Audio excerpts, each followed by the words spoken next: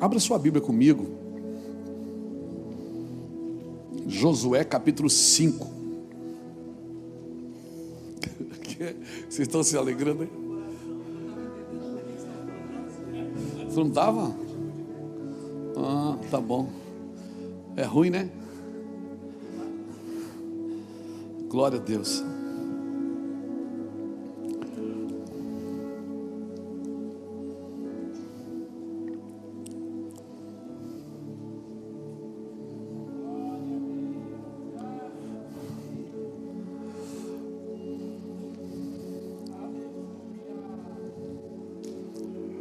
Josué capítulo 5.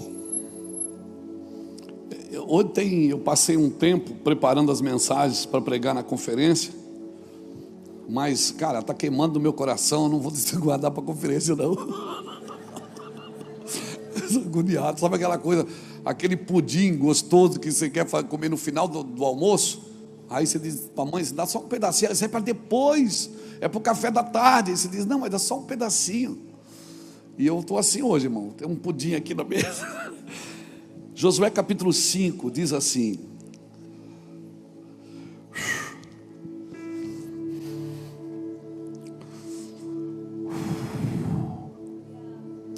e sucedeu que, ouvindo todos os reis dos amorreus que habitavam deste lado do Jordão, ao ocidente, e todos os reis dos cananeus que estavam ao pé do mar, que o Senhor tinha secado as águas do Jordão diante dos filhos de Israel, até que passamos, desmaiou-se-lhes o coração, e não houve mais neles alento, por causa dos filhos de Israel. Naquele tempo, disse o Senhor a Josué: faze facas de pederneira e passa de novo,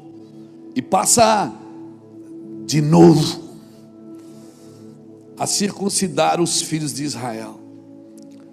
Então Josué fez para si facas de pederneira, ou seja, facas de pedra, e circuncidou os filhos de Israel em Gileade Aralote. Foi esta a razão porque Josué os circuncidou. Todo o povo que tinha saído do Egito, todos os homens de guerra eram já mortos no deserto pelo caminho, porque todo o povo que saíra estava circuncidado, mas nenhum deles que nascera no deserto pelo caminho, depois de terem saído do Egito, haviam circuncidado. Porque 40 anos andaram os filhos de Israel pelo deserto, até se acabar toda a gente dos homens de guerra que saíram do Egito, que não obedeceram à voz do Senhor, os quais o Senhor tinha jurado que lhes não havia de deixar ver a terra que o Senhor sob juramento prometeu dar a seus pais, terra que mana leite e mel. Porém, em seu lugar pôs os seus filhos. Os pais Deus não deixou entrar, mas no seu lugar pôs os seus filhos. E estes Josué circuncidou, porquanto estavam incircuncisos, porque os não circuncidaram no caminho. Tendo sido circuncidado toda a nação, ficaram no seu lugar no arraial, até que sararam. Disse mais o Senhor a Josué: hoje eu removi o opróbrio do Egito, ou seja, a vergonha. Hoje eu tiro vocês da vergonha, pelo que o nome daquele lugar se chamou Gilgal. Gilgal significa círculo, até o dia de hoje. Tem outro texto também aqui, mas eu vou ficar aqui com esse. Estenda a mão para cá, por favor, me abençoe, me ajude. Obrigado, Jesus, pela tua palavra. Nós submetemos o nosso coração e a nossa vida à tua palavra. Nós estamos submissos à tua vontade e o teu querer. Nós não somos dignos de compartilhar o teu nome e a tua palavra, mas o Senhor nos abençoou e nos pediu para fazer isso, e nos ungiu para fazer isso. Por isso nós queremos pedir que o Senhor estenda as tuas mãos sobre nós, e que essa palavra não fique aqui no meio dessas quatro paredes, mas que através dessas câmeras, do áudio, do vídeo, elas alcancem as nações e os corações. Nós rogamos ao Senhor por isso, e assim seja. Amém? Diga para a pessoa que está do seu lado: Deus vai te pegar aí hoje, meu irmão. Hoje Deus arranca o opróbrio. Glória a Jesus. Irmãos, nós estamos felizes. Uma das perguntas que as pessoas mais fazem para a gente é: como é que vocês trabalham? Há uma curiosidade de saber como que se faz. Não é assim com vocês também? A pessoa quer saber como é que vocês fazem. E nós não temos às vezes uma explicação. Ontem eu estava reunido com o Vânios do Mevan Academy, com a equipe ali. A gente começa a falar e começa a chorar, e começa a sonhar. Aí a gente não chega em lugar nenhum, sai da sala e vai embora. Por quê? Porque, irmão, é muita paixão. E às vezes as pessoas pedem para mim defina para mim a movimentação de vocês. O que é que vocês acreditam? Acreditamos em Jesus, no Pai, no Filho e no Espírito Santo. Nós acreditamos que o Pai é o alvo. O Pai sempre é o alvo. Jesus é o centro. O Espírito é o único condutor. A Bíblia é a base. Nós acreditamos nessas verdades. E eu até gosto muito de uma música que o Vilela fez há um tempo atrás, uma poesia. Ele me mandou: pastor, o que é que você acha? Eu digo: cara, nós somos isso aqui mesmo. Ele disse: eu acho que nós somos, pastor. Aí eu até separei aqui para ler para vocês. Quem somos? Tipo um exército de inadequados, onde a energia é conduzida por fios desencapados. Vai vendo. Somos um exército de pessoas inadequadas, onde a energia é conduzida por fios desencapados. Um bando de desajeitado lá de Itajaí, que muito mais do que fazer, quer fluir. Missões evangelísticas, vinde amados meus, com a cabeça de rei e o coração de plebeus. Não existimos para regimentar servos, mas para edificar uma fraternidade. Vidas valem mais do que coisas, para nós não é um lema, é uma verdade. O poder que nos move é só o da Bíblia, e por esse poder que segue em frente, somos como aquele pingo gelado que surge do nada no meio do seu banho quente. Olha que lindo isso. Sabe, você está tomando banho e de repente começa a cair um pingo gelado. Nós somos esse pingo gelado no teu chuveiro, irmão, para fazer você olhar para cima.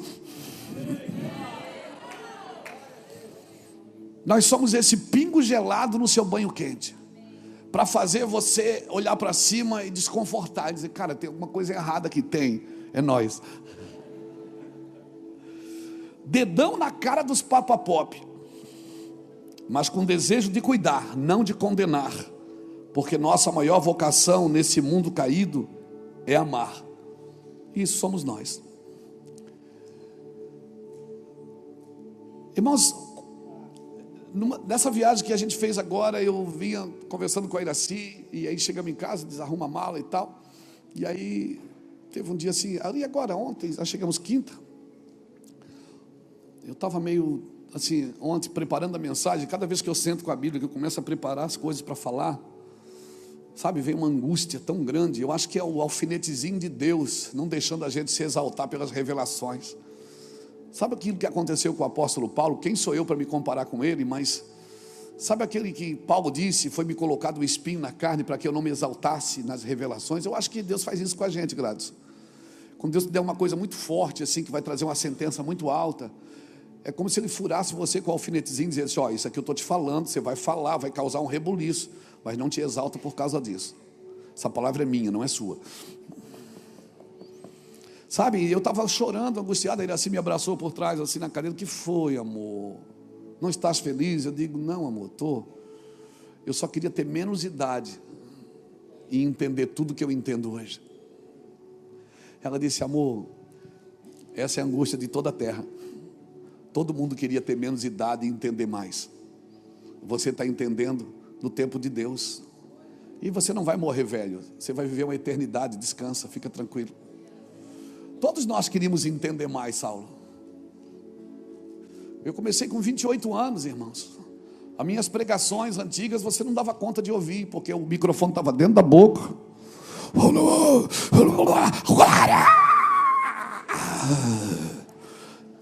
Eu falava 1 quilo, você entendia 100 gramas.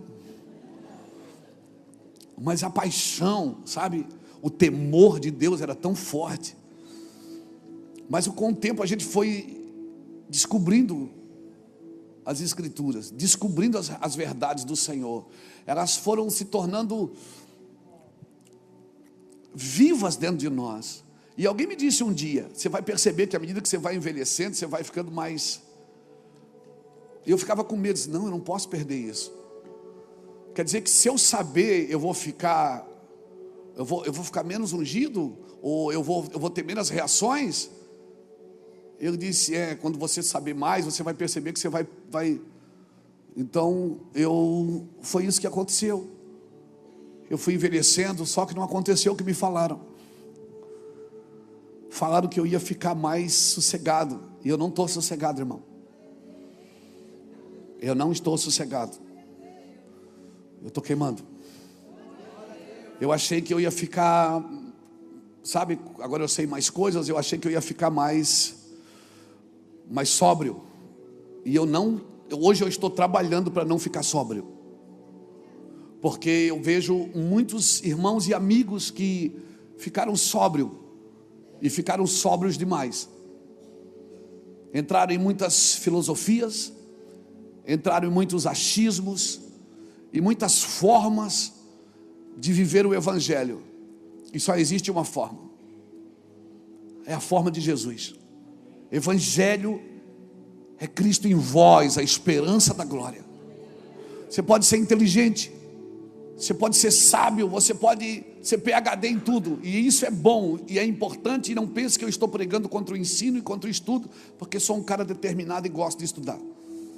Mas cara, quando o fogo vem, quando a glória te toma, tudo que você aprendeu que não faz sentido que não vai contribuir para a edificação do corpo, não serve. E aí o que eu penso? As pessoas chegam na igreja e elas levam um período para ser transformadas. E você vai perceber uma coisa: pessoas que já estão na igreja há muito tempo e já passaram pelo período de ser transformadas e não foram, elas acostumaram a viver sem ser. E sabendo uma coisa, elas nunca mais serão. Porque a transformação é um período. Você tem que se deixar tocar. E se você viver esse período, você transpassar esse período de transformação e não for transformado, você acostuma a viver sem ser. Você acostuma a viver sem ser. E a pior coisa que pode acontecer para um crente é ele acostumar a viver sem ser tocado pelo Senhor. Irmãos, e o problema de você andar com Deus é que Deus vai apresentando diariamente você para você mesmo. E uma pessoa, irmãos, que anda com Deus, ela para de ver defeito em todo mundo, ver defeito no outro, transferir a responsabilidade e a culpa.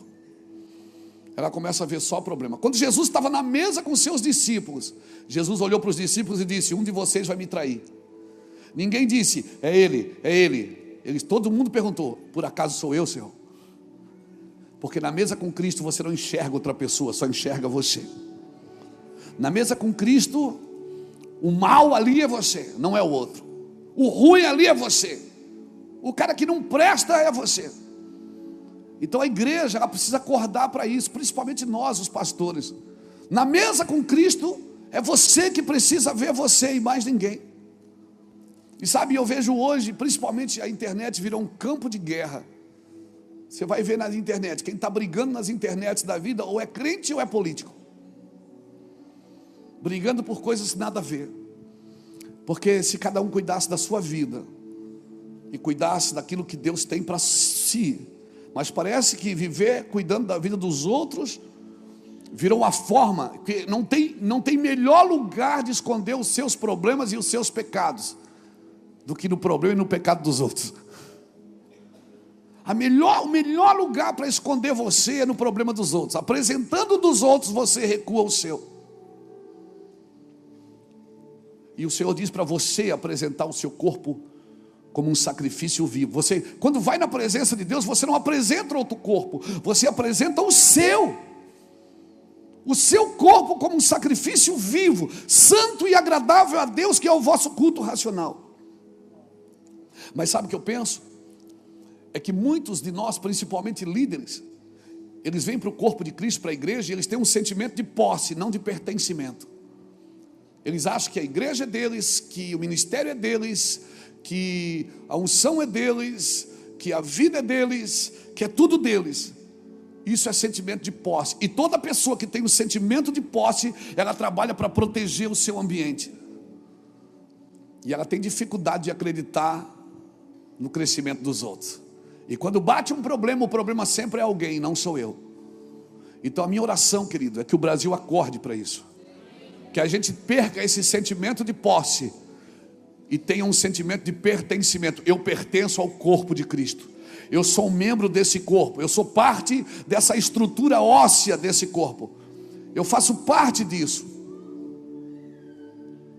Eu não sou dono de nada. Eu pertenço ao corpo de Cristo. Eu pertenço ao corpo de Cristo. Fora do corpo, você não cresce. Então eu vejo que está acontecendo, mas eu estou falando tudo isso porque eu estou entusiasmado. Eu estou entusiasmado, Lapa. Irmão, vocês vão orar para o pastor Lapa ser o próximo prefeito de Itajaí, não? Ou pelo menos o vice, já pensou? Seria bom. Por quê? Porque nós queremos servir a nossa cidade.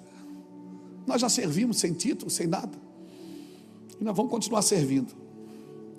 Então tenha um sentimento de pertencimento. Eu pertenço a algo que não começou em mim e não vai terminar em mim. Começou na eternidade, não começou na cruz, não começou na cruz, começou em Abraão. Em ti Deus falou para ele: serão benditas todas as famílias da terra. Foi para Abraão que Deus mostrou a cidade que descia do céu. Foi para Abraão que Deus pediu para sacrificar seu filho, o mesmo Deus que sacrificaria o seu. Deus estava pré-anunciando em Abraão o que ele faria com o seu filho Jesus.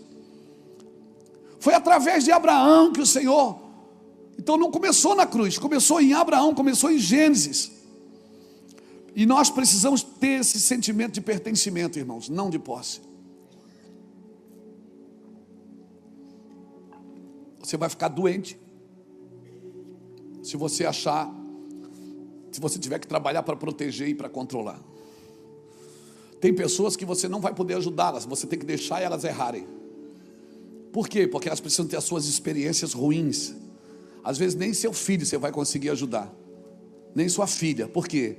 Porque eles precisam ter a sua experiência com Deus. Deus não tem neto.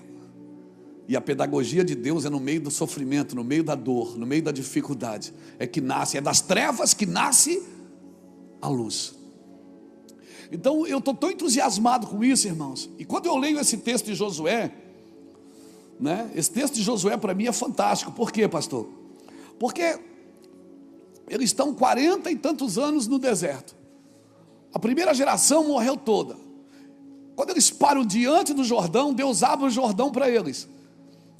As nações que estão ali perto, os povos, as etnias que estão ali perto, eles ouvem isso, que Deus fez o povo passar em lugar seco. Esse povo que estava na terra já ficou pensando: meu Deus, eles ficaram com medo, o seu coração estremeceu. Está aqui na Bíblia, né? Os reis dos cananeus que estavam aos pés do mar, que o Senhor tinha secado as águas do Jordão de diante dos filhos de Israel, até que passamos, desmaiou-se-lhes o coração, e não houve mais alento neles. Eles sabiam o quê? Esse povo, quando chegar aqui, acabou. Eu gosto muito de uma frase que o bispo Samuel falava: nós vamos lamber a terra. Não era assim, Saulo? Nós vamos lamber a terra. O bispo Samuel Francelino falava sempre isso: nós vamos lamber a terra, nós vamos lamber a terra. Porque foi o que esse povo fez. Ele ia passando e ia lambendo tudo, lambendo a terra. Ou seja, a cidade, a terra que eles iam tomar, o povo já tinha medo deles. Eles já chegaram ali, sabe? Já chegaram ali por cima, porque o povo que estava ali já estavam com medo deles, sabendo que Deus estava com eles. E Deus falou: vocês vão tomar e isso é de vocês. Mas o Senhor chamou Josué e disse: faz uma faca de pederneira, de pedra, e circuncida os filhos de Israel. Corta a pele do prepúcio de todo ser masculino, de todo homem, de toda criança, de todo jovem, de todos aqueles que nasceram no deserto. Ou seja, eles nasceram no deserto, mas eles não são do deserto. Eles são meus. Eles eram filhos de Israel. A Bíblia chama eles diante de os filhos de Israel, os filhos de Israel. Israel é a nação. Eles eram, fazendo um trocadilho, eles eram filho da mãe, mas não eram filho do pai. E Deus disse: agora eu queria que vocês marcassem eles, Josué. Marca eles com a minha aliança. Foi a segunda vez que o povo é circuncidado em massa. A primeira foi com Abraão, e a segunda vez foi aqui. O que eu aprendo aqui? Deus estava dizendo: a terra é de vocês, o povo está com medo de vocês, tudo que eu prometi vai acontecer, vocês vão passar a terra, ela já é sua. Só que vocês não vão vencer pela força, vocês vão vencer pela aliança. Eu vou tirar a vergonha de vocês, a vergonha que vocês têm de ser escravos. Vocês saíram do Egito, mas hoje eu vou arrancar o Egito de vocês. Eu vou arrancar toda a vergonha, o opróbrio. Porque muitas vezes você sai do Egito, mas todas as artimanhas, todas as performances, todas as formas de trabalhar, as formas de persuadir pessoas, você continua fazendo a mesma coisa. E Deus está dizendo: essa terra, ela já é sua, mas você vai ter que tomar. Agora tem um detalhe: você não vai tomar na sua força, você vai tomar na minha aliança. Eu vou fazer uma aliança com vocês. Hoje vocês não vão ser só filho da mãe, vocês vão ser filho do pai. O que é que eu aprendo aqui? Que tudo que Jesus te prometeu, como um pastor, como um membro do corpo, como um cidadão da eternidade, como líder, você não vai vencer na sua força, meu irmão. Deus esperou a força de Abraão acabar para dar um filho para ele. Não é por força nem por violência. Você tem que ter esforço, mas não é pela sua força. O esforço que você tem que ter é acreditar naquilo que Deus te disse e se esforçar por isso que Deus te disse. Você tem que se esforçar, porque Deus dá reforço onde tem esforço, mas não é pela sua força. Maldito o homem que faz a sua carne e o seu braço forte, mas bendito é o homem que espera no Senhor, que tem o seu prazer na lei do Senhor, e nela medita de dia e de noite. O que é meditar na lei? É acreditar no que Deus disse sobre você, no que Deus disse para você, no que Deus falou contigo. É acreditar, você não pode mudar isso. E o problema é que quando demora demais para acontecer as coisas, nós vamos dando jeitinho no caminho. Nós vamos dando jeitinho no caminho. A gente quer que aconteça do nosso jeito, e a gente força a barra, a gente arromba as portas que não foram abertas, a gente quebra os princípios e acha que isso vai abençoar a obra de Deus, e não vai, irmãos. Só vai entristecer você e frustrar você no futuro, porque você e eu precisamos esperar na aliança. Então, se eu fosse colocar um tema nessa mensagem, eu colocaria assim: o poder da aliança com Deus. Já tudo seu, o que Deus prometeu já é seu, agora vai se materializar. Vai se materializar. Deus já disse no Espírito. O que vai acontecer na terra, Deus já falou no Espírito. Amém? O que vai acontecer na terra já foi dito e já está feito no Espírito. Está pronto, está consumado. Aleluia, não tem plano B, já acabou. Agora, para se materializar, eu e você precisamos acreditar nisso. E eu não preciso ajudar Deus. Se eu preciso ajudar Deus, então Ele não é Deus.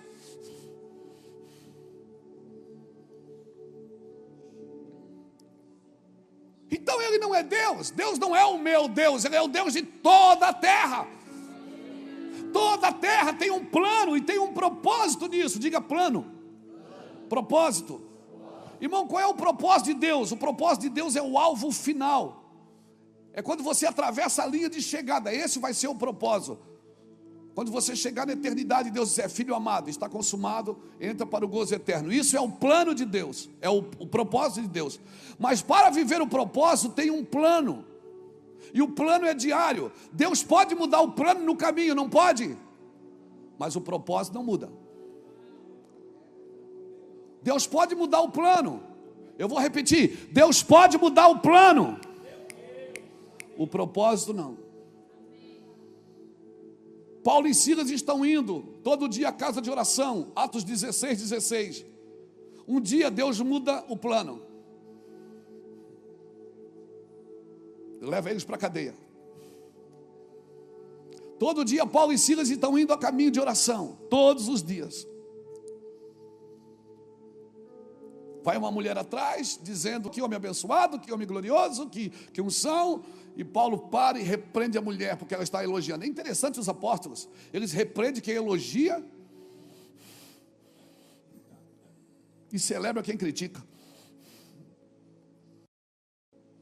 Interessante os apóstolos. Eu queria ser assim, ainda não consigo não. O plano muda, o propósito não. Paulo e Silas estão indo a caminho de oração todo dia, Atos 16:16. Naquele dia, por causa dessa mulher, eles foram açoitados e foram colocados no cárcere interior. Mas à meia-noite, eles começaram a cantar. Aquilo que eles iam fazer, eles fizeram na cadeia. E porque fizeram na cadeia, Deus veio e arrombou as portas, derrubou as correntes, arrancou tudo. Deus arrancou tudo. Por quê? Eles não iam para o templo, eles estavam presos. Mudou o cenário, mudou o plano, mas o propósito não mudou. Eles ainda adoravam a Deus naquele lugar. O problema é nosso, quando muda, às vezes o plano no caminho, a gente não sabe se comportar no novo plano de Deus, porque a gente acha que o propósito só funciona do jeito que a gente já conhece. Não, Deus vai mudar as coisas, irmãos. Deus vai mudar você no caminho. Amém? Paulo e Silas iam a caminho de oração, foram parar na cadeia. Paulo olhar para Silas e disse: Silas, vamos cantar, vamos adorar. Nós não íamos adorar, vamos adorar aqui mesmo. Ou seja, muda o cenário, mas não muda o propósito. Quando mudar o cenário, não mude o propósito, porque mudou o cenário. Mudou o governo do Brasil, você não pode mudar o propósito. Mudou a forma de fazer, você não pode mudar o propósito. Hoje não é a televisão e rádio, é a internet, mas não mude o propósito. Hoje é telão de LED, não é data show, mas não mude o propósito. Aleluia, mudou as nossas roupas, mudou a forma de fazer, mas o propósito é o mesmo. O problema é isso, que no momento de transição, muitas pessoas, por não entender, acabam transicionando tudo, e nem tudo transiciona. O que transiciona é o modelo, não o fundamento. O fundamento é o mesmo. Há um só fundamento. Ninguém pode pôr outro fundamento, a não ser aquele que já tem, que é Cristo. E cada um veja como constrói sobre esse fundamento. O fundamento da igreja é Cristo. Amém? E aí a gente bate no peito e diz: todas as coisas, Romanos 8:28, todas as coisas concorrem para o bem daqueles que amam a Deus e andam segundo o seu propósito. Todas as coisas concorrem para o bem daqueles que amam a Deus e andam segundo o seu. Sabemos que todas as coisas cooperam para o bem daqueles que amam a Deus, daqueles que são chamados segundo o seu propósito. Que andam segundo o seu propósito, é a mesma tradução. Todas as coisas cooperam para o bem, não cooperam? Mas para quem anda segundo o seu propósito. Porque quem não anda, não adianta distorcer para contribuir, não vai dar certo.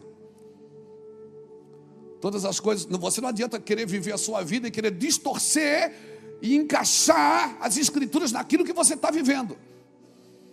Ela não encaixa. Concorre para o meu bem, mas se eu for chamado, o que Deus tem para mim já está criado. Está concorrendo para o bem? Não. Estou perdido? Talvez. O que é que eu faço? Eu não faço uma coisa nova. Você está me entendendo? Por isso que muitas coisas da nossa vida vão ficando inacabadas, Você começa e não termina, começa e não termina, começa e não termina, começa e não termina, começa e não... Por quê? Porque você não dá conta de esperar o propósito. Aí você muda o plano. Você não muda o plano, quem muda o plano é Deus. E para concorrer tudo de bom na sua vida, você não pode mudar o plano. É só Deus quem muda o plano. Todas as coisas concorrem para o bem daqueles que amam a Deus. Então como é que eu faço, pastor? É muito mais importante para mim eu conhecer o plano global de Deus para toda a humanidade do que conhecer o meu propósito. Só que hoje, vamos e viemos. Todo mundo é chamado no culto para dizer assim, ó, Deus tem um propósito na sua vida. É ou não é? Quem já ouviu isso? Vem cá que eu vou orar, Deus vai te destravar. Nós estamos mais preocupados com o nosso propósito pessoal que o propósito eterno de Deus. Nós achamos que Deus vai negociar a sua obra eterna por causa de mim. Não, é eu que tenho que abandonar minha vida. Então hoje, descobrir o propósito eterno de Deus é muito mais importante do que descobrir o propósito da minha vida. O que é que Deus tem para a humanidade? É isso? Eu estou contribuindo? Não, então eu preciso mudar. Mas nós não, nós somos atraídos para o púlpito, atraídos para a igreja, por causa do meu chamado. Até porque o chamado não é seu, é de Deus. Se você achar que o chamado é seu, você vai usar para você. O chamado é dele. Não é o chamado que é seu, é você que é do chamado. A missão não é sua, você que é da missão. Porque se você parar a missão continua. E essa é a hora que você diz, ai, aleluia. Esse é o problema, é que nós temos sentimento de posse e não de pertencimento. E porque temos o sentimento de posse, queremos distorcer o céu para nós. E não queremos distorcer a nossa vida para servir aos céus. Então você vai ter que abandonar sentimentos, desejos, vontades. Você vai ter que abandonar algumas coisas que não contribuem com o propósito eterno de Deus. E é muito difícil eu abandonar algumas coisas, porque afinal de contas eu fui atraído para a igreja para Deus mudar a minha vida. E Deus não quer mudar a sua vida, Deus quer matar você. Para você parar de viver a sua vida e viver a vida de Cristo, porque Cristo em vós é a esperança da glória. Ele morreu pela sua vida, para você morrer pela vida dele. Pegou? E nós vamos para o culto, vamos para a igreja, vamos para os seminários, vamos para a escola bíblica para melhorar de vida. Deus não quer melhorar a sua vida. Você quer transformar a sua vida. E se você não for alegre no propósito de Deus, esquece. O homem é movido por três coisas. Ele vive por propósito, por necessidade ou por prazer. O homem vive por propósito, por necessidade ou por prazer. Tem gente que vive a sua vida só pelo prazer. Tem gente que vive a sua vida só por necessidade.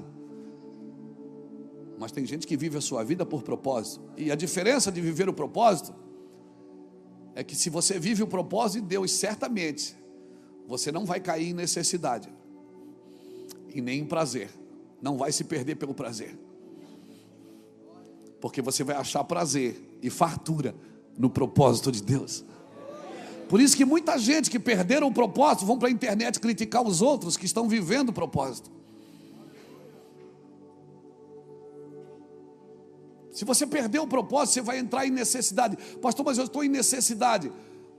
Não confunda necessidade com miserabilidade. Porque você não precisa ter falta de alguma coisa para viver miséria. Tem gente que é rica e vive uma miséria emocional, vive uma miséria financeira. Tem dinheiro guardado, mas não gasta. Tem coisas escondidas, tem coleções de joias e coisas, mas não usa um anel. Por quê? Por quê? Isso não tem a ver com propósito. Você está me entendendo? Aquela coisa, sabe aquela louça que era da sua mãe, de cristal, que você nunca usa, nunca botou num domingo para enfeitar a mesa. Aí cada vez que vai limpar, quebra uma taça.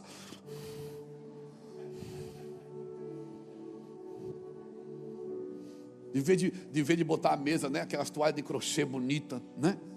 De botar a mesa, de botar aquelas taças lindas, aqueles pratos decorados à mão. Não, era da minha mãe, pelo amor de Deus. Aí cada vez que limpa, quebra um. Não desfruta. Não aproveita. Por quê? Porque não, é para guardar. Quer guardar alguma coisa? Guarde o seu coração. Porque é dele que procede as saídas da vida. Sobre tudo que deves guardar, não guarda o prato da mãe, nem a taça do pai. Guarda o teu coração, porque é dele que procede as saídas da tua vida. Aí uma pessoa que vive assim oprimida, quando ela vê alguém desfrutando, ela acusa.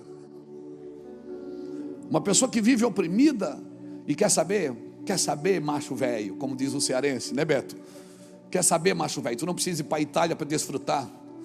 Tu pode sair para comer um cachorro quente aqui na Stefano José Vanoli. Porque o desfrute não está na não. O desfrute está em quando você acha um lugar em Deus. Você desfruta em qualquer lugar, irmão. Você desfruta. Eu desfruto aqui no Promorar. Eu desfruto no Vassourão. E desfruto na Itália. Desfrute em qualquer lugar. Aproveite a sua vida, aquilo que Deus tem para você. Amém? Não aproveita, o cara não tem coragem de fazer nada. Oprime os filhos, oprime a família, oprime a igreja. Por causa do controle, por causa do sentimento de posse. É tudo meu. Quem diz é meu são as crianças, não são os adultos. E se o herdeiro for um menino, de nada ele difere de um escravo, ainda que ele seja senhor de tudo. Então entenda isso. É muito mais importante para mim eu conhecer o plano global de Deus para toda a humanidade. Porque o plano da minha vida tem a ver com o plano global de Deus para toda a humanidade. E se eu quero entender Deus, o que Deus quer da minha vida, eu preciso entender o que Deus quer para toda a humanidade.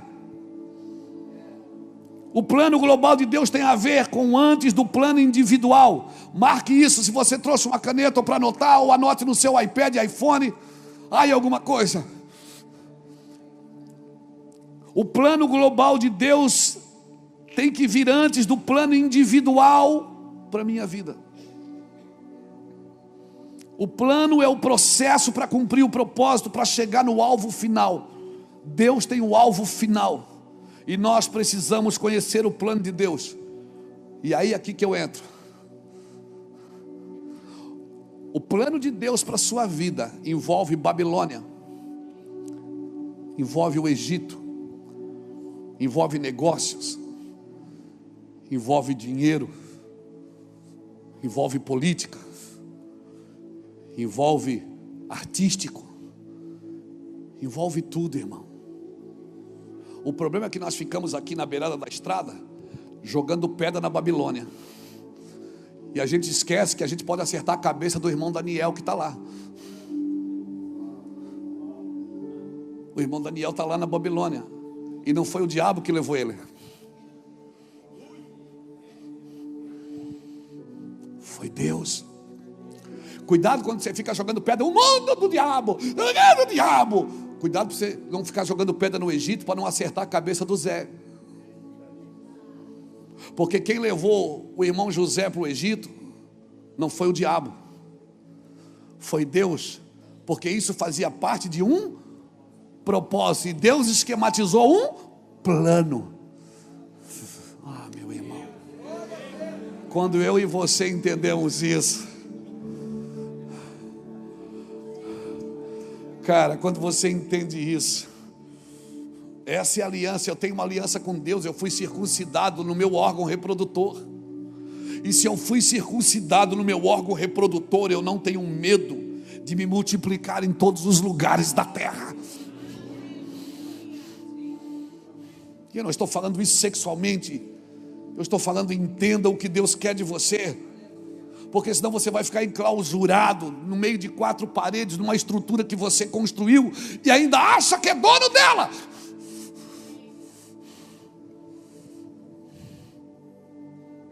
E você vai trabalhar só para isso. O Senhor hoje diz: hoje eu tiro a vergonha. Eu vou circuncidar você. Hoje você perde a mentalidade de escravo, de ter que trabalhar para comer, de ter que amassar barro para comer. E hoje eu vou te dar uma mentalidade de filho. Tudo isso que você está vendo é seu. Entra e percorre a terra no seu comprimento e na sua largura, e toma posse daquilo que é seu.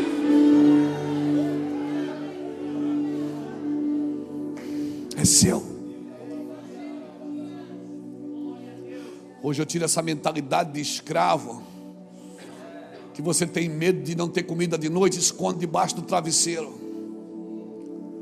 Coisas que a gente vive lá na casa de recuperação. Lá na casa de recuperação, de vez em quando, o pessoal que trabalha lá faz um pente fino, acha comida debaixo do travesseiro. Hoje não mais, talvez. Acha coisa escondida debaixo do lençol. Por quê? Porque aquele menino veio da rua, ele ganha comida, talvez de noite não vai ter, então ele esconde para comer depois. E a gente tira debaixo da fronha dele, do travesseiro, do colchão, e diz: filho, não precisa, a cozinha está ali, o cozinheiro está ali, daqui a pouquinho o sino tim vai bater e a mesa vai estar posta para você. Você não precisa esconder mais para comer, a comida está na mesa, é sua. Amém? Ei, se você quer comer sozinho, o seu lugar não é na igreja, porque a igreja é a mesa coletiva de Deus. Você não pode comer sozinho. Por isso que a Bíblia: quem for maior, tenha paciência com o menor. Quem tiver mais, reparte com o que não tem. Sabe o que Deus está dizendo? Eu te proíbo de comer sozinho na minha mesa. Eu te proíbo de comer sozinho na minha mesa. Por isso eu não acredito no ministério que só enriquece um. Eu não acredito no ministério que só aparece um, que só enriquece um, que só um é aplaudido, que só um é reconhecido. O céu, quando constrói, diz: façamos nós. O céu, quando cria, ele pluraliza a criação. Ele diz: façamos nós. Alguém levante a mão e diga: eu estou entendendo, pastor. Eu estou entendendo isso, pastor Luiz. Nós somos plurais. Nós somos uma comunidade de três: Pai, Filho e Espírito Santo. Deus hoje vai arrancar a sua mentalidade de pastor escravo.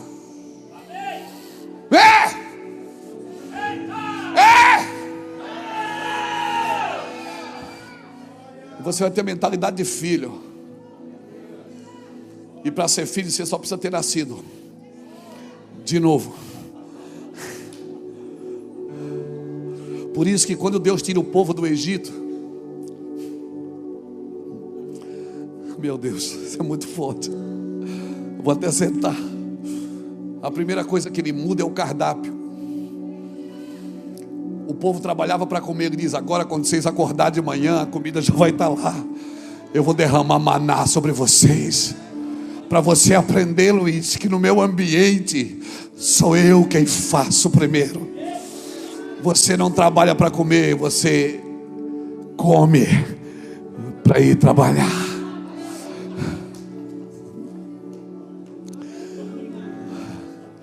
Sabe o que Deus estava dizendo? Quem dava comida para vocês, era Faraó. Vocês tinham que fazer alguma coisa para ele, para ganhar a comida dele. Agora para mim não. Para mim vocês só precisam me obedecer. Não tome mais decisão por aquilo que você tem que fazer. Tome decisões por aonde você tem que estar. Porque aquilo que você tem que fazer está exatamente onde você precisa estar. Então, antes de procurar o que fazer, procure o lugar que você precisa estar. Porque o que Deus tem para a sua vida está no lugar.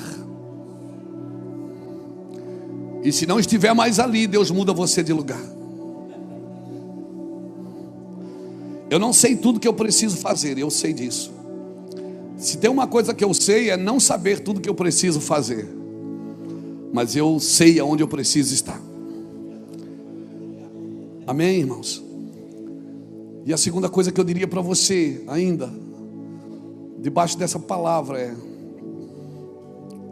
às vezes você está chamando algumas coisas de bênção que para Deus não é bênção. Não são bênção. Nós precisamos perguntar para Deus o que é bênção para Deus.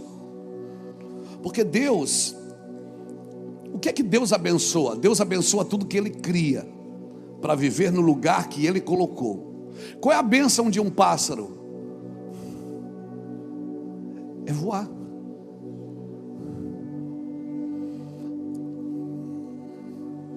Qual é a bênção de um peixe?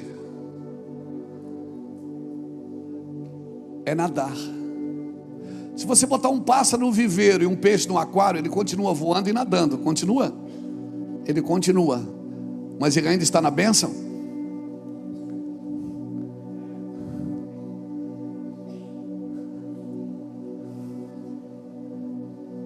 Não.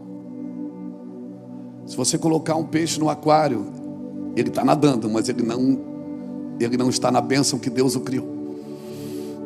Ele está nadando para você, que é dono do aquário. E se você botar o pássaro no viveiro, ele está voando para você, que é dono do viveiro. Mas não é a bênção que Deus tem para ele. Por isso eu não prendo ninguém, irmãos. Eu quero que as pessoas vivam na bênção que Deus tem para elas.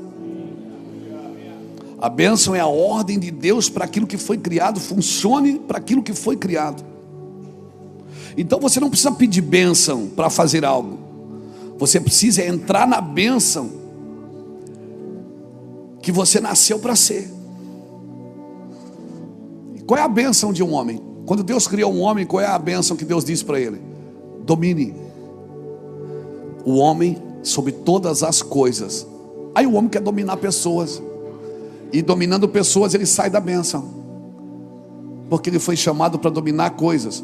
Para que Deus te salvou? Para ficar salvo? Não, para você voltar à sua bênção. Para você voltar a domínio. Então a bênção de um homem é dominar sobre todas as coisas. Quando Deus cria Adão, ele disse o quê? Domine sobre as aves do céu, sobre os peixes do mar e sobre os animais da terra. Os 3 ambientes que o homem domina: terra, céu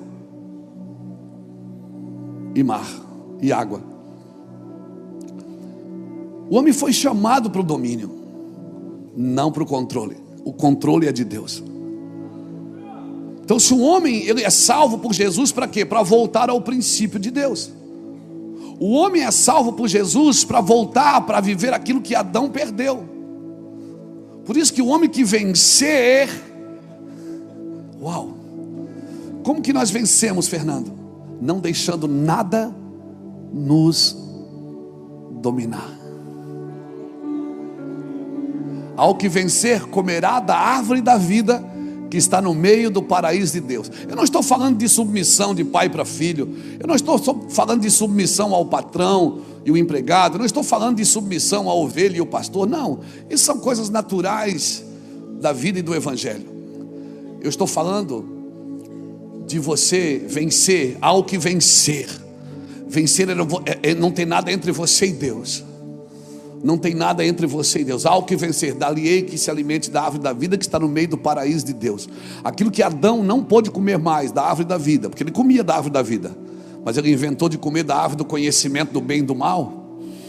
Na realidade Adão não queria o mal, ele queria o bem que está no mal. Quando Adão vai comer da árvore do bem e do mal, porque a árvore da vida ele comia, ele não podia comer da árvore do conhecimento. Esse é o problema, é quando a gente quer comer e quer conhecer mais do que a Deus. E por isso que a gente se acha no direito de julgar pessoas, de condenar pessoas, de enfiar o dedo na cara das pessoas, porque a gente se acha no direito. Quer saber? É porque paramos de comer da árvore da vida.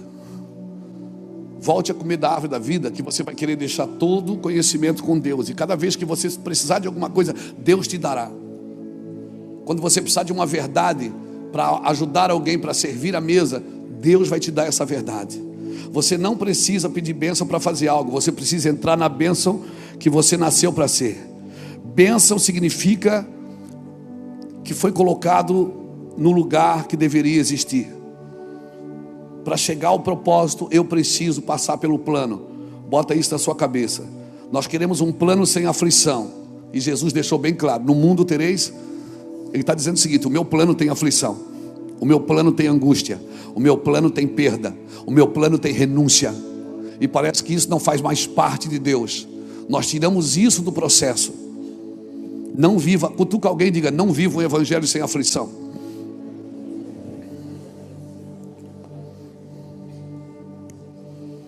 Porque se você não tiver com o que militar, você vai militar em causa própria.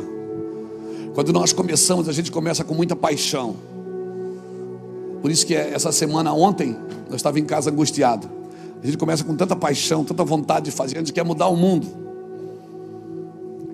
Tem coisas que você gerou pela paixão que você carrega, mas eu e você ainda não temos o entendimento para nos mover nela. Não temos o entendimento.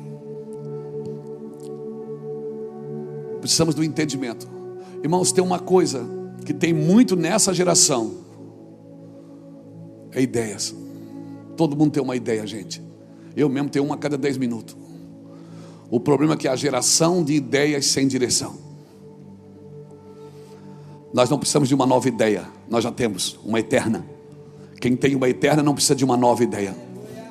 E se tiver que acontecer algo novo, deixa que ele faz. Ele vai fazer algo novo. Deixa que ele faz, porque para ele é novo. E será novo para nós, se deixarmos ele fazer.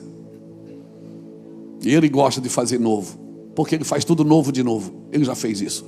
Em alguma geração ele já fez o que está fazendo. Esse é o nosso problema. As pessoas têm muitas ideias do que direção. E sabe, quando você tem muita ideia sem direção, você procura alguém para te dar direção.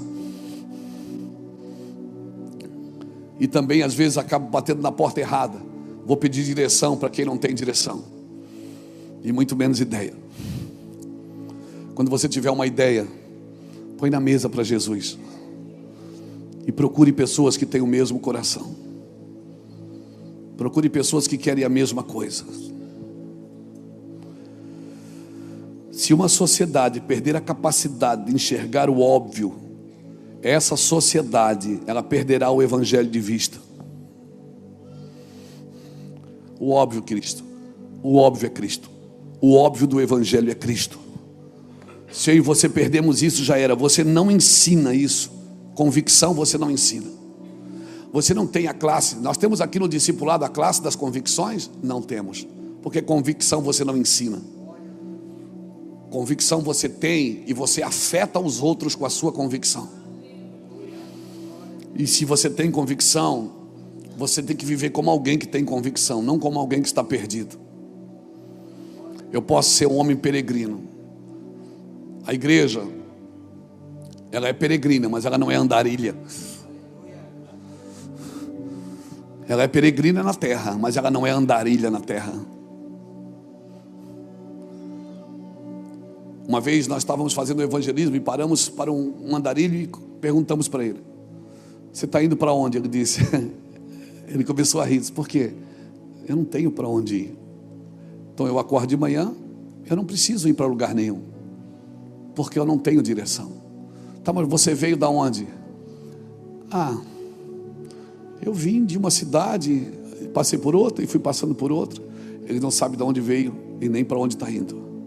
Mas esse não é o testemunho de Jesus.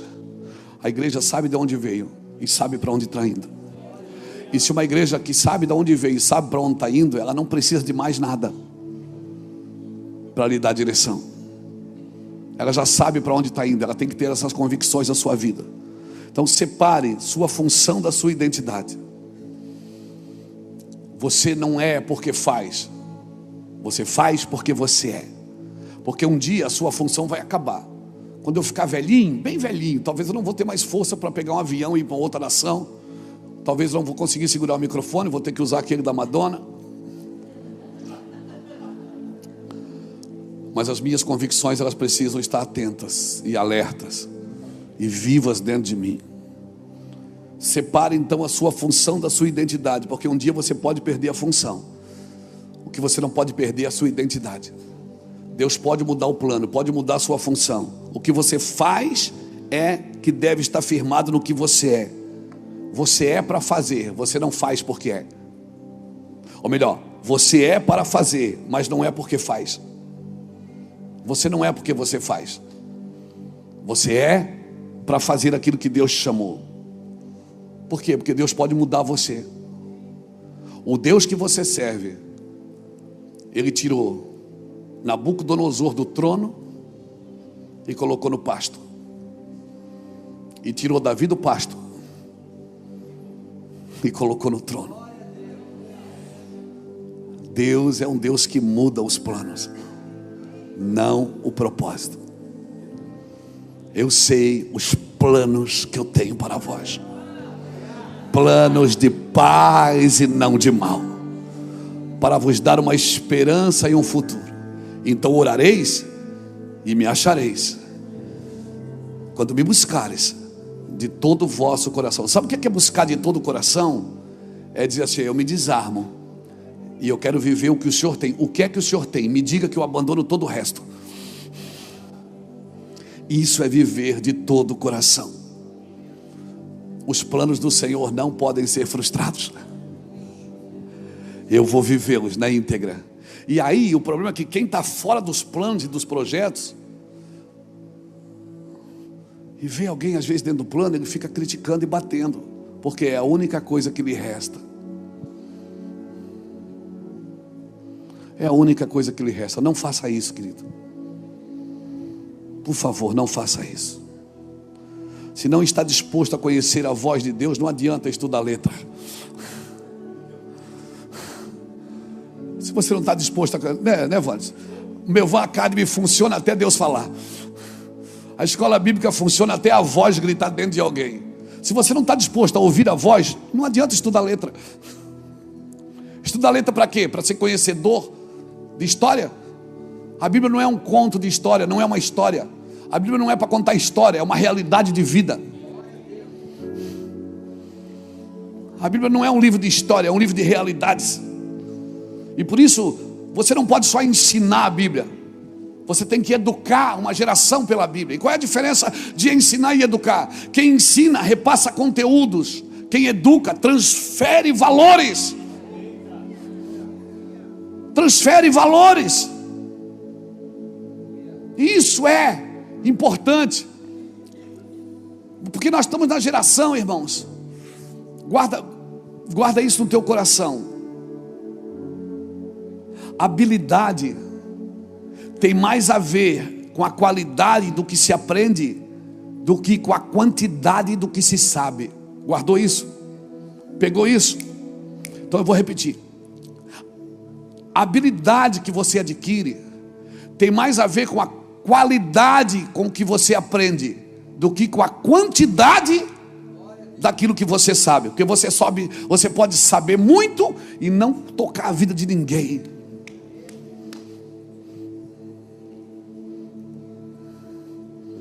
Você pode saber demais, e é importante saber. Meu povo é destruído por falta de conhecimento. Como é importante saber, mas saber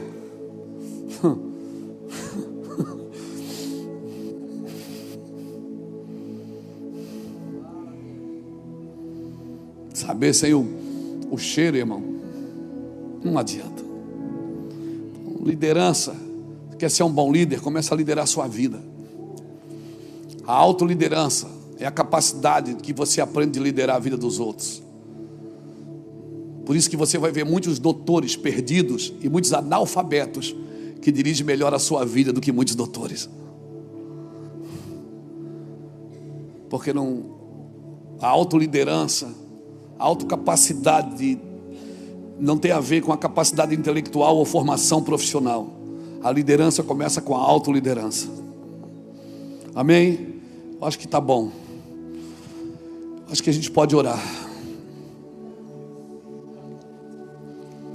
Então, se eu ficar aqui com o microfone na mão só dizendo Deus vai fazer isso, Deus vai fazer aquilo, Deus vai fazer aquilo, eu não estou aqui só para dizer o que Deus faz. Eu estou aqui para transferir o que Ele é. Porque os céus já proclamam a glória de Deus, o firmamento já anuncia as obras das suas mãos. Deus já tem 2 missionários, o céu e a terra, que são missionários para falar o que Ele faz. O céu e a terra já mostra tudo que Deus faz. O homem não está aqui para anunciar o que Deus faz. Ele está aqui para anunciar quem Deus é. Deus é amor.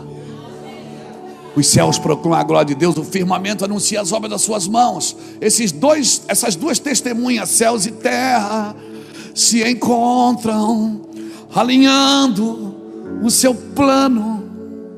O universo estremece, o leão rugiu do trono. Céus e terra se encontram onde?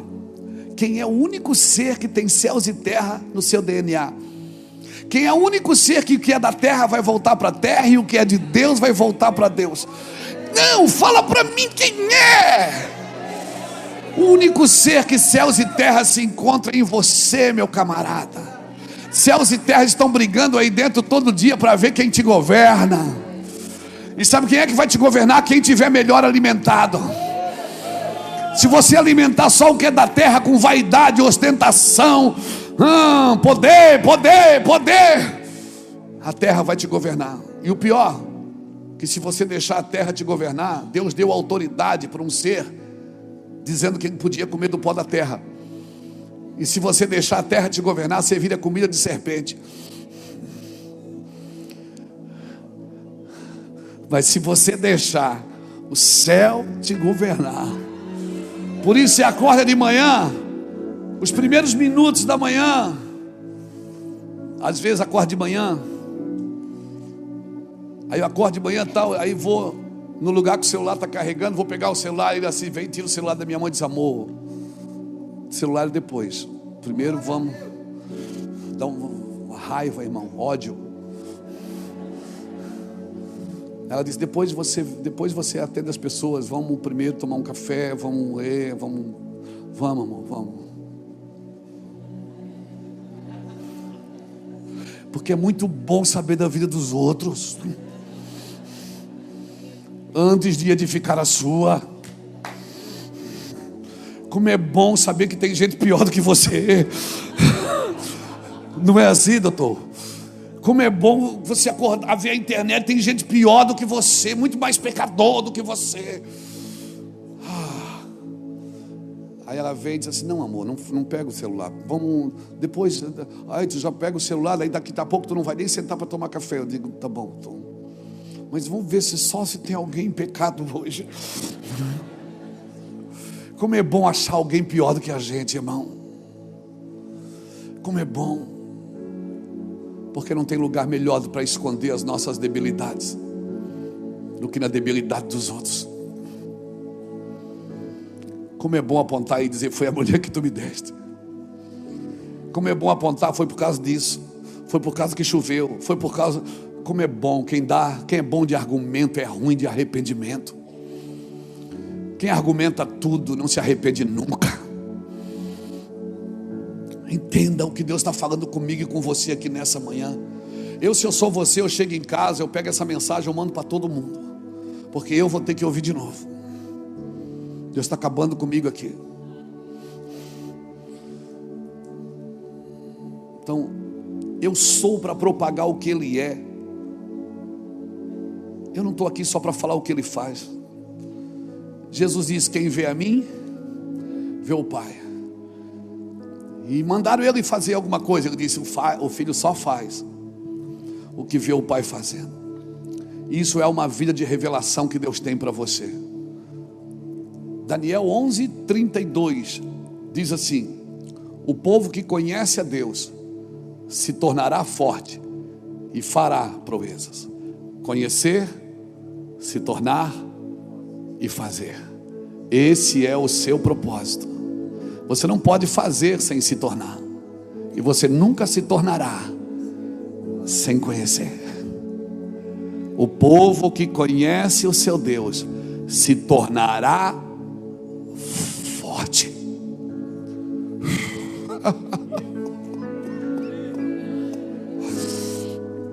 E fará proezas. Você precisa de uma nova revelação para o seu ministério. Você precisa conhecer o Deus que te chamou. Conhecer, se tornar. Mas eu já curo enfermo, pastor. Eu já expulso demônios. Mas um dia você pode ouvir: eu não te conheço. Trabalhar para Deus não te aprova. O que te aprova é conhecê-lo. O que te aprova é aquilo que aconteceu com Jó. Ele chegar para o diabo. Deus fez um culto, o diabo apareceu. E ele disse: tens visto o meu servo Jó? Não tem homem na terra como ele. Cara, uma coisa é você preparar um culto para falar de Deus. Outra coisa é Deus preparar um culto para falar de você. Você viu meu servo Jó, já Deus? Não há homem na terra como ele. Também o Senhor dá tudo para ele, tira tudo. Só não toca na vida dele. Pode ver que ele perdeu os filhos, perdeu os bens, perdeu as terras, perdeu tudo, só não perdeu a esposa. Por que Deus não deixou o diabo tocar na esposa? Porque Deus disse: não toca na vida dele. E os dois são uma. Pegou. Então quando a sua esposa ficar doente, você pode dizer: eu sou carne com ela, ela é carne comigo. Põe a mão. Você tem essa. Ninguém tem mais legalidade de orar pelo seu cônjuge do que você. Vocês são uma pessoa só. Pegou isso no seu espírito?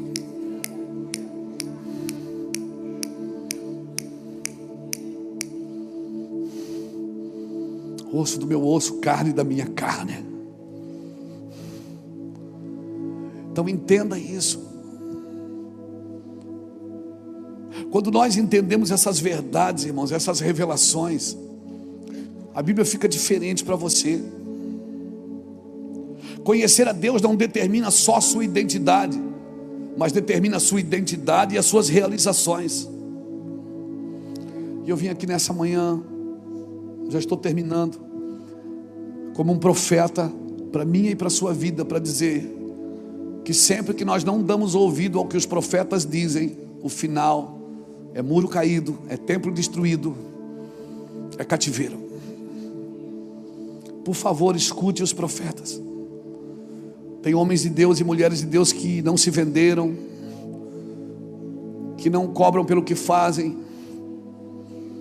Por favor, acredito que nós temos alguns anos ainda para construir algo que não dará resultado agora, Jackson. Nós estamos construindo algo que não dará resultado agora. Muitas pessoas vão ficar olhando para você, mas não dá resultado. Não se assuste, você não foi chamado para dar resultado agora. Nós não fomos chamados para dar resultado agora. Nós fomos chamados para dar continuidade. Talvez você está fazendo uma coisa, a vida está passando, os dias estão passando, você está dizendo: cara, chega em lugar nenhum. Estamos construindo juntos em blocos separados. Agora, quando você constrói, quando você está gerando algo, quando uma mulher está grávida, que ela vai na maternidade ganhar um filho, tem duas formas de ela ganhar o filho. Ela pode ganhar em parto normal, ou ela pode ganhar em cesariana. O problema é que parto normal ela vai ter dor agora, mas 3 dias depois ela sai com a criança no colo, andando com as suas pernas. A cesárea, ela é isenta da dor, mas depois você vai precisar de alguém para cuidar da mãe e do filho. Então, se você se isentar da dor agora, fique tranquilo, você vai ficar com dor depois. Então o meu recado para você: anda no normal, naquilo que Deus tem para você. Não facilita agora, não tenta se livrar da pedagogia de Deus agora. Se é para doer agora, que doa. Mas estou doendo, não é por medo, não é por temor, eu estou doendo porque eu estou gerando.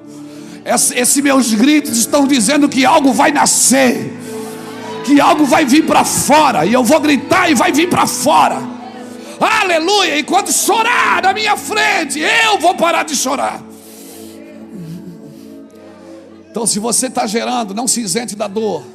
A ciência já conseguiu diminuir a dor, mas o prazo ainda é 9 meses.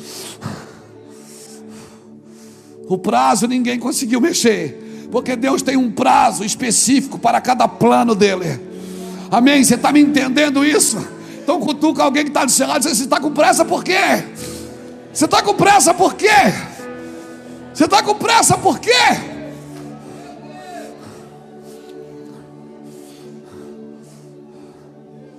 Vou circuncidar você, vou tirar a vergonha. Vou tirar a vergonha. Você vai ser filho. Ah, mas se eu sou filho, eu quero a minha herança. Não se dá herança para criança. Tem que crescer. Deus só está esperando você crescer na graça e no... Deus só está esperando você crescer para você assumir o que é teu. Deus está dizendo o seguinte: a terra está ali, já está todo mundo com medo de você, o diabo já está tremendo, é tudo seu, mas cresça. Deixa eu circuncidar você, para você não achar que foi mérito seu isso.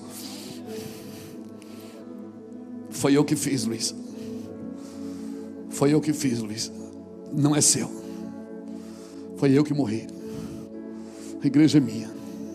Eu sou o cabeça. Amém? Aleluia. Oh meu Deus, como é bom estar aqui. Oh meu Deus, como é bom estar aqui. Eu quero acabar, mas me dá 10 minutinhos. Eu termino em 10 minutos. Não dá tempo, o almoço está pronto. Pastor, mas eu estou com a igreja, nós vamos ter agora uma multidão, vai passar 80 mil pessoas lá no centro de eventos em 5 dias. Para mais. Mas quer saber, Deus não tem planos com a multidão. Deus tem planos com os discípulos. Por isso que ele falava com a multidão de um jeito, depois chegava em casa, os discípulos perguntavam: mas por que o senhor falou assim? Ele dizia: com eles eu falo assim, com vocês não. Deus não tem plano com a multidão, Ele tem plano com os discípulos. E qual é o recado para os discípulos? Sirva a multidão.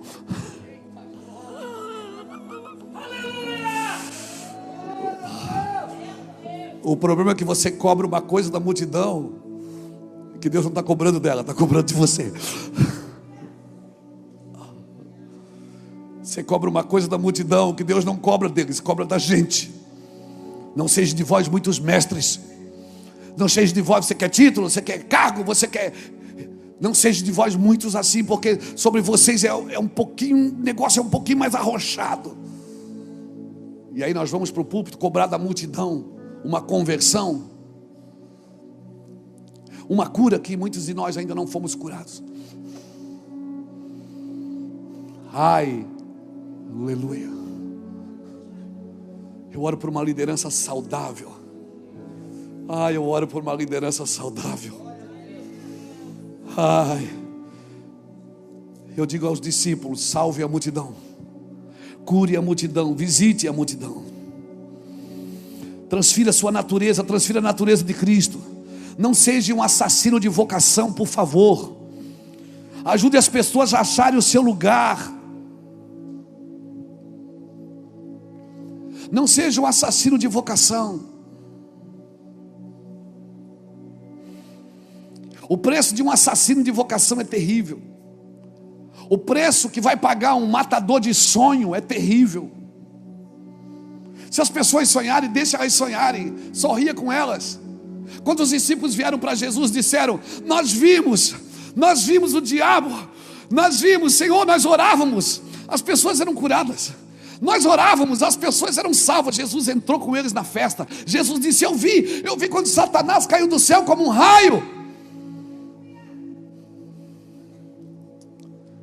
Mas Jesus disse: não se alegrem por isso. Não se alegrem porque vocês têm poder. Se alegrem porque os vossos nomes estão arrolados no céu. Ou seja, você está envolvido comigo, com a eternidade. Não se alegre porque eu te uso. Eu uso uma mula, eu uso um galo, eu uso quem eu quiser, Luiz. Um homem que serve de pedra de tropeço para outros pagará um grande preço na sua descendência. Anota, porque isso não é uma praga de Luiz Hermínio, não. Isso é Bíblia. Um homem que serve de tropeço para outros homens pagará na sua descendência um preço muito caro. Seus filhos não fluirão, não crescerão. Por quê? Porque ele foi pedra de tropeço para os outros. Língua comprida é sinal de mão curta. Quem só fala não faz. Não põe a mão, não estende a mão, só estende dedo. Eu oro por uma liderança saudável. Mas tem coisa ruim, pastor. Tem coisas ruins que na sua vida é ruim, mas são redentoras para a sua vida. Amém? Deixa eu te dar um recado. O filho pródigo, onde é que ele terminou? Ele terminou dentro de um curral de porcos, tentando comer junto. E nem os porcos o queriam. Foi ruim para ele ou não foi? Foi ruim ou não foi? Mas para o pai foi bom. Tem coisas ruins na sua vida que para você é ruim, mas para o pai é bom. A minha oração é que Deus não precise colocar, acrescentar no seu plano coisas ruins, porque são ruins para você, mas para o pai foi bom. O pai, você acha que Deus celebra a sua bondade? Tu acha que Deus celebra as suas coisas boas? Não, Deus não celebra o seu dia bom, Deus celebra os seus retornos. Toda vez que você acorda e diz, cara, eu não devia ter falado isso, eu não devia ter feito isso. Deus aplaude e celebra os seus retornos, as suas reações corretas diante dele. Se eu quero ser um líder, eu preciso dessas metas. Aplique nos seus sonhos disciplina, comprometimento, persistência. Amém? Todo aquele que tem fé no poder de Deus, ele vai viver um estilo de vida arriscado. Eu quero deixar essa palavra, irmãos. Eu estou lá passeando com a minha gata. É a segunda vez que a gente sai para passear sem sair para pregar. Eu não levei nem o iPad, levei a Bíblia, li só um dia. Mas Deus não parava de falar. Deus não parava de falar. E Deus dizia assim, Luiz, viva uma vida honesta. Você sabe qual é o segredo de ser honesto? Qual é a vantagem de ser honesto? É que tem pouca concorrência.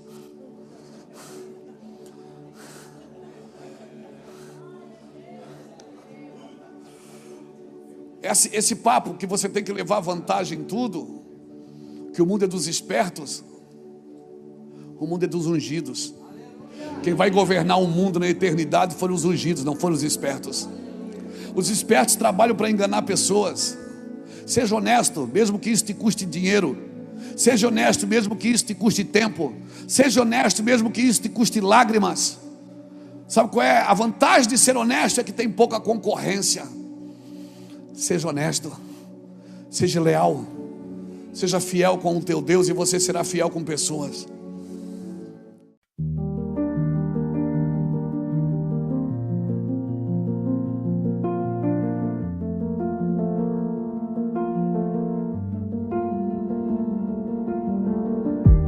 I was counting every second,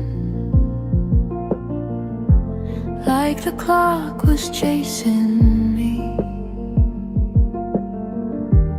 Every thought was leaning forward,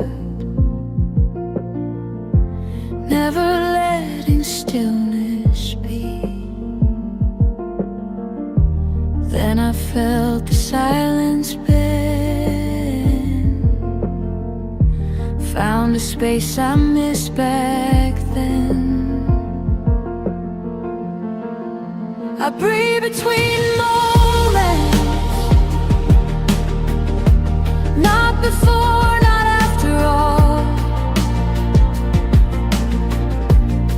In the pause when nothing's chosen, I don't rise, I don't fall. Life is wider when I notice what I miss when I run.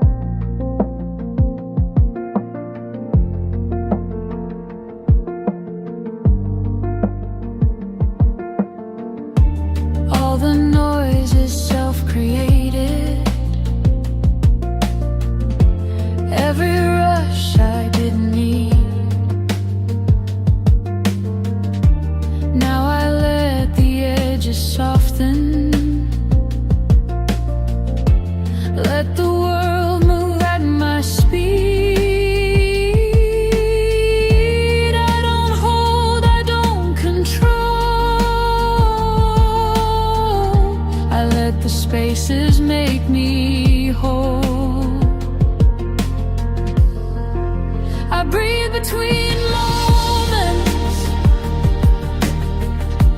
where the weight begins to slide. In the calm that's never spoken, I don't push, I don't hide. Time slows down when I focus on the stillness and the sound. I breathe between moments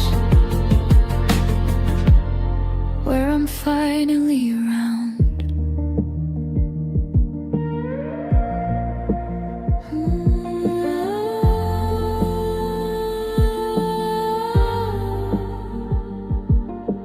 If the day keeps pulling tight, I'll rest inside the in-between. That's where I stay tonight.